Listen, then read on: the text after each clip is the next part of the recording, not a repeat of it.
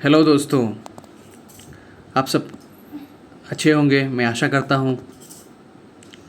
आज के इस वीडियो में आज हम आपसे चर्चा करेंगे सिंगल यूज़ प्लास्टिक के बैन के ऊपर जो सरकार ने कदम उठाए हैं उसके विषय पे हम आज चर्चा करेंगे, तो बने रहिएगा इस वीडियो के साथ। सरकार 1 जुलाई 2022 से सिंगल यूज़ प्लास्टिक को ख़त्म करने जा रही है। सरकार उसके निर्माण, आयात और भंडारण, डिस्ट्रीब्यूशन, सेल, यूज़ इसके ऊपर भी बैन लगाने जा रही है। तो सरकार को पता है कि इसकी जो सफलता है उसमें लोगों का भागीदारी होना बहुत आवश्यक है। इसीलिए सरकार चाहती है कि लोगों का पार्टिसिपेशन, पब्लिक पार्टिसिपेशन बहुत ज़्यादा से ज़्यादा हो, जन भागीदार ज़्यादा से ज़्यादा उभर के आए। Ministry of environment, forest, climate change ने कहा है कि प्लास्टिक वेस्ट मैनेजमेंट को रूल जो है 2021 उसको अमेंड किया जाए। तो उन्होंने 12 अगस्त को ये प्लास्टिक वेस्ट मैनेजमेंट रूल्स का अमेंडमेंट किया है और वो भी हमारे honourable prime minister Narendra Modi ji ने किया है और उन्होंने संकल्प किया है कि 2022 तक आते आते हम सिंगल यूज़ प्लास्टिक का यूज़ को ख़त्म कर देंगे। तो आज़ादी का अमृत महोत्सव को आगे बढ़ाते हुए, उसका इंटरेस्ट को आगे बढ़ाते हुए सरकार ने कुछ ठोस कदम उठाए हैं हमारे सिंगल यूज़ प्लास्टिक के इस या तो कचड़े करने वाली इस प्लास्टिक के नियंत्रण के ऊपर। इंडिया इसकी मैन्युफैक्चरिंग, इंपोर्ट, स्टॉकिंग, डिस्ट्रीब्यूशन पर तो बैन लगाएगा, सेल और यूज़ पर भी इसका बैन लगाएगा, क्योंकि इसका कोई सही उपयोगिता नहीं है। लो यूटिलिटी वाली चीज़ें हैं और हाई लिटरिंग पोटेंशियल, ये गंदगी फैलाने वाली एकदम उत्तम चीज़ें हैं। तो इसकी यूज़ हम पूरा जुलाई 1, 2022 से पूरा बंद कर देंगे। सरकार ने ठोस कदम उठाने जा रही है, क्योंकि हम लोग बहुत सारे समय से देख पा रहे हैं कि कभी प्लास्टिक बंद होता है, फिर कभी प्लास्टिक चालू हो जाता है। ऐसे करते करते बहुत सारा पर्यावरण संकटों का सामना करना पड़ा हम लोग को। तो उसके लिए सरकार चाहती है कि इसके ऊपर अगर ठोस कदम ना उठाया जाए तो भविष्य में हम लोग को बहुत बुरी तरीके से इसका दुष्परिणाम भुगतना होगा। तो इसके जो प्रभाव हम लोग के सामुद्रिक जनजीवन पर पड़ रही है, उसको देखते हुए सरकार चाह रही है कि हम इस प्लास्टिक के यूज़ को जल्द से जल्द बदल दें, इसके विकल्प को जल्द से जल्द ढूंढ पाएँ, क्योंकि ये हमारे इकोसिस्टम में काफ़ी ज़्यादा बुरा प्रभाव डाल रही है। तो उसके लिए सरकार काफ़ी हद तक आगे जा चुकी है। जैसे कि आप देख पा रहे हैं 2019 में 11 से 15 मार्च तक चलने वाली एक यूनाइटेड नेशन एनवायरमेंटल असेंबली जो केन्या के नायरोबी शहर में हुआ था, उसमें सरकार ने बढ़ चढ़कर ये चीज़ सामने लाई है, सब सारे मेंबर कंट्रीज़ के सामने लाई है कि हमारे ये जो सिंगल यूज़ प्लास्टिक हम यूज़ करते हैं और उसका जो हम कचरा करते हैं, उससे फैलने वाली प्रदूषण से हम लोग बहुत सारे सामुद्रिक जीवों पर प्रभाव डालते हैं और अपने साथ साथ बहुत सारे जीवों पर, प्राणियों पर भी हम संकट का एक दुनिया उनको दे रहे हैं। तो उसी तरह वो चाहते हैं कि ये बातें, ये सारे समस्याएं उनके सामने फोकस करें, उस ग्लोबल कम्युनिटी के सामने फोकस करें।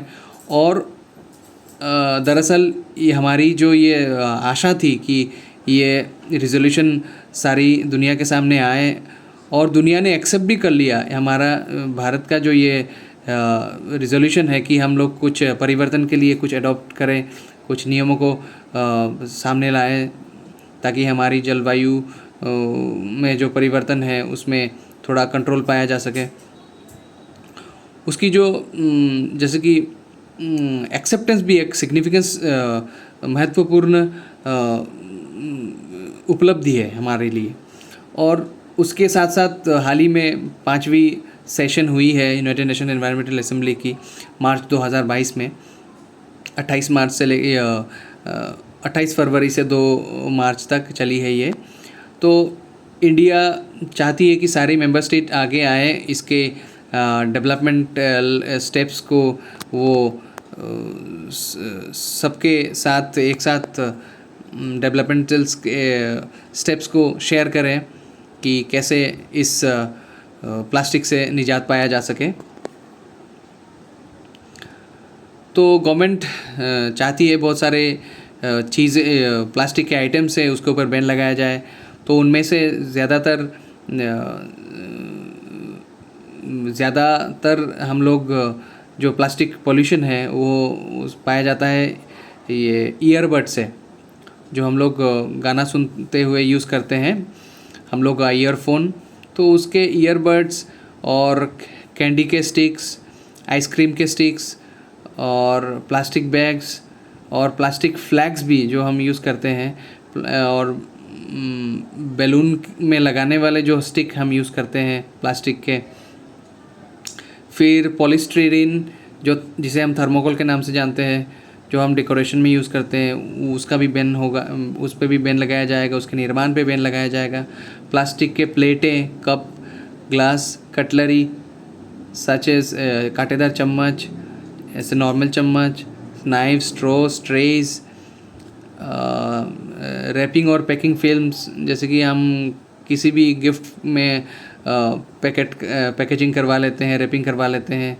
और मिठाई के डब्बा के ऊपर जो हम प्लास्टिक के रैपिंग के कवर करवाते हैं। इनवाइटेशन कार्ड्स, निमंत्रण कार्ड पर भी हम प्लास्टिक का यूज़ करते हैं। सिगरेट पैकेट्स में भी प्लास्टिक का यूज़ करते हैं।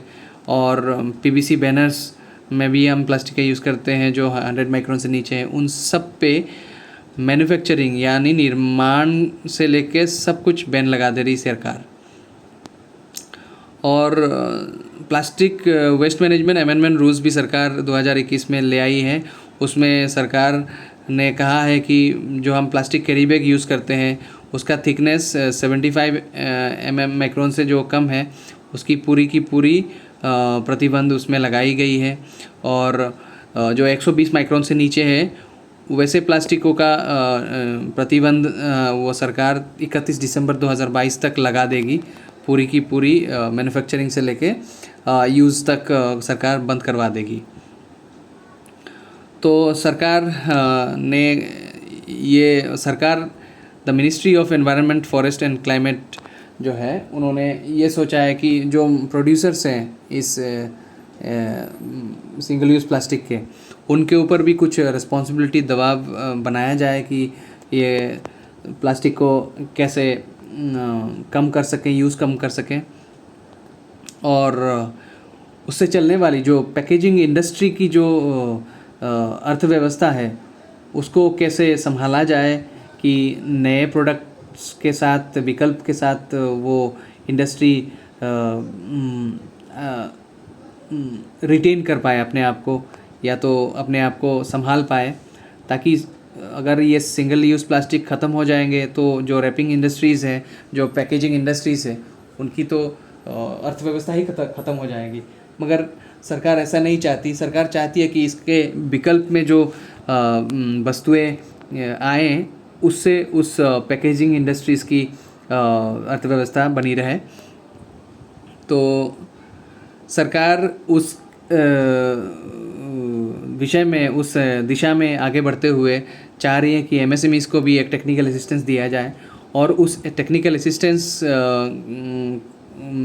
को देने में सरकार चाह रही है पॉल्यूशन कंट्रोल बोर्ड सेंट्रल के हो, स्टेट के हो, या तो काउंसिल्स हो, और ministry of small micro medium enterprises, ये सारे एक साथ मिलके इस एमएसएमईज़ को एक टेक्निकल सपोर्ट दें, नॉलेज दें, कैसे मैन्युफैक्चर करें नए आइटम्स को बिना प्लास्टिक यूज़ किए, रैपिंग या तो पैकेजिंग आइटम्स कैसे बनाएं, और उसमें central institute of petrochemicals engineering, इसका भी साथ सहारा सरकार चाहती है, उसका भी भागीदारी चाहती है, क्योंकि इस बदलते समय में इन सब का एक साथ एकजुट होना और MSMEs को सपोर्ट प्रदान करना, ये बहुत बड़ी बात होगी सरकार के लिए, और सरकार चाहती भी है एक ऐसे स्टेप्स के माध्यम से ये सब संभव हो।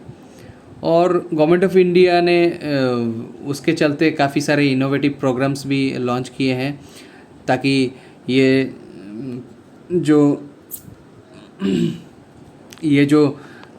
इनिशिएटिव है ये प्लास्टिक को बैन करने के लिए, उसमें जल्द से जल्द हम लोग खड़े उतरें और जल्द से जल्द हम इस प्लास्टिक से निजात पा सकें। तो इसके ऑल्टरनेटिव्स के ढूंढने के लिए सरकार बहुत सारे प्रोग्राम्स भी चला रही है। तो उसको ध्यान में रखते हुए 1 जुलाई 2022 से सरकार सिंगल यूज़ प्लास्टिक को पूरी की पूरी ख़त्म करेगी। तो उसकी इफ़ेक्टिव एनफोर्समेंट के लिए, उसकी कार्यकारिता के लिए सरकार कुछ कंट्रोल रूम्स बनाएगी, अर्थात ऑफिस वगैरह बनाएगी। अपने नेशनल लेवल पे ऑफिस होगा, स्टेट लेवल पे ऑफिस होगा और लोकल लेवल पे भी ऑफिस होगा। सरकार चेक करेगी कि इलीगल मैन्युफैक्चरिंग, अवैध निर्माण, ये सिंगल यूज़ प्लास्टिक वाले जो आइटम्स है उसके निर्माण और इंपोर्ट, स्टॉकिंग, भंडारण, बिक्री और इस्तेमाल पर भी रोक लगाया जाए। और सरकार चाहेगी कि स्टेट्स एंड यूनियन टेरिटरीज़ के बॉर्डर्स में भी वो चेक पोस्ट या तो चेक पॉइंट्स बिठाएं, ताकि अंतर्राज्य जो व्यवसाय होता है उसमें ये सिंगल यूज़ प्लास्टिक का इस्तेमाल ना हो। तो सरकार ने इसको ध्यान में रखते हुए central pollution control board grievance redressal app भी बनाया है, ताकि आपको कोई प्लास्टिक के मैनेजमेंट के ऊपर कोई शिकायत है तो आप इसमें उनको शिकायत कर सकते हैं। तो वो एक पब्लिक आउटरीच के लिए सरकार ने ये ऐप खोला है, बनाया है। और सरकार चाहती है कि वाइडर पब्लिक आउटरीच के लिए एक अभियान का शुरुआत किया जाए, जैसे कि कैंपेन का शुरुआत किया जाए। तो सरकार ने 5 अप्रैल 2022 से प्रकृति नाम की एक अवेयरनेस प्रोग्राम, या तो आप कह सकते हैं, उसे लॉन्च किया है। तो इस अवेयरनेस प्रोग्राम का अर्थ यही है कि लोगों को जल्द से जल्द इस प्रदूषण के बारे में चेतावनी मिले और इससे वो दूर रहें, और इसको कैसे बदला जाए, इससे कैसे निजात पाया जाए, इसके बारे में लोगों को जागरूकता हो, और लोग सरकार के साथ भागीदारी बढ़ाए, और जन भागीदारी से ही ये सब चीज़ सफल हो सकती है। सरकार को इसकी भी बहुत चिंता है। तो इसीलिए गवर्नमेंट बहुत सारे कैंपेन्स भी चला रही है, सेंट्रल लेवल पे, स्टेट लेवल पे, लोकल लेवल पे भी, और उसके लिए बहुत सारे बॉडीज़ के साथ जुड़ाव भी हो रहा है सरकार का। सरकार ये अवेयरनेस कैंपेन चलाते चलाते देख रही है कि वो स्टार्टअप्स को, इंडस्ट्रीज़ को, सेंट्रल स्टेट गवर्नमेंट्स को, लोकल गवर्नमेंट्स को और रेगुलेटरी बॉडीज़ को, एक्सपर्ट्स को, सिटीज़न ऑर्गेनाइजेशंस को और रिसर्च एंड डेवलपमेंट ऑर्गेनाइजेशंस को और एकेडमिक इंस्टीट्यूशंस को एक साथ ले आई है, ताकि ये जल्द से जल्द कम्युनिटी बेस में हो या इंस्टीट्यूशनल बेस में हो, जल्द से जल्द इसका प्रचार हो जाए, ताकि इससे हम लोग जो प्रदूषण का सामना कर रहे हैं उससे जल्दी निजात पा सकें। तो सरकार अल्टीमेटली जानती है और चाहती भी है कि जन भागीदारी जल्द से जल्द बढ़े और लोग जागरूक हो इस मुद्दे के ऊपर, ताकि हम लोग प्लास्टिक के ऊपर कम्प्लीटली बैन कर सकें, प्लास्टिक को कम्प्लीटली बैन कर सकें। आशा करता हूँ आज के इस सेशन में थोड़ा सा आपको जानकारी मिली कि सिंगल यूज़ प्लास्टिक कितनी होती है, कैसी बुरी और ख़तरनाक होती है हमारे पर्यावरण के लिए और हमारे लिए। तो आशा करता हूँ आप इस वीडियो से कुछ सीख लेंगे और इसी तरह मैं आपके सामने ऐसे नए नए वीडियोस के साथ हाज़िर हो जाऊँगा। तब तक के लिए जय हिंद, बाय बाय।